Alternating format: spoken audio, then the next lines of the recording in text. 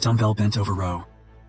As you can see what we're doing here, I'm starting with a hinge, and I'm making sure that my knees are bent, and that my back is nice and flat, so I'm making sure that there's no curvature in my back at all.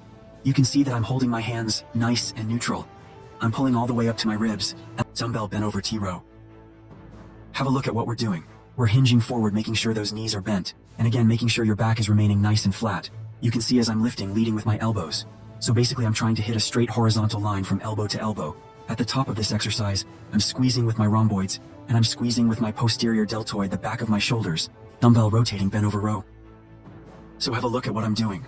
I'm hinging forward, making sure my knees are bent, and also making sure my back is nice and flat as well. You can see I drop down my palms towards me as I come up. My palms are towards you as I come down. And then the other thing you want to make sure you watch for your elbows are tucked in. Dumbbell bent over reverse fly. So have a look at what I'm doing.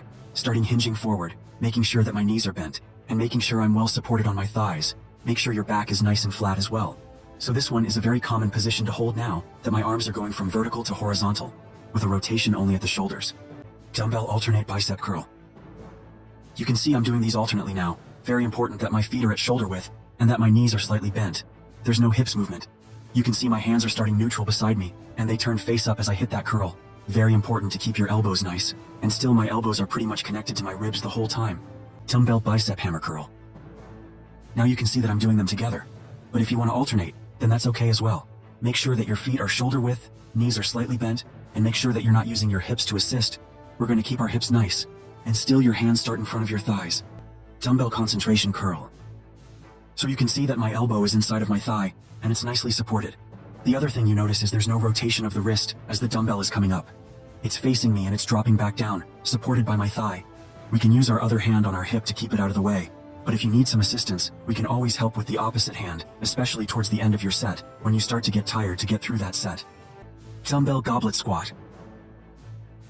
Set up, holding the top head and our elbows supporting the bottom head. Now you can see that our feet are parallel in shoulder width. When we come up, the knees are remaining soft. We're not locking those knees out. Your toes are pointing forward, and when you drop down, I want your elbows to touch your thighs. Make sure that you're getting deep enough into those goblet squats. Dumbbell Romanian deadlift. This is one of your mandatory legs exercises. You can see I'm hinging forward and making sure that my feet are parallel, and also making sure my back's remaining nice and straight. What I want you to focus on is the dumbbell drops vertical. It is your butt that's pushing back and getting out of the way. The dumbbell sumo squat.